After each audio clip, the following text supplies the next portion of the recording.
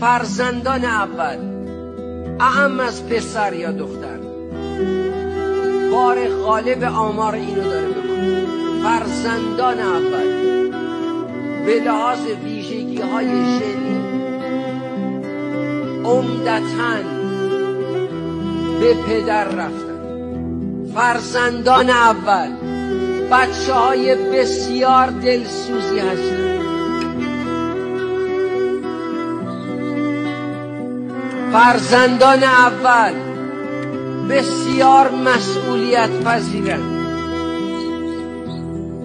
فرزندان اول اونقدر نگران پدر و مادر هستند که گاهی اوقات از خوابگاه دانشکده مسافرت برمیگردن خونه و میبینن پدر یا مادر داره استراحت میکنه، اینقدر نگرانن میرن ببینن این نفسش میاد بالا یا نه.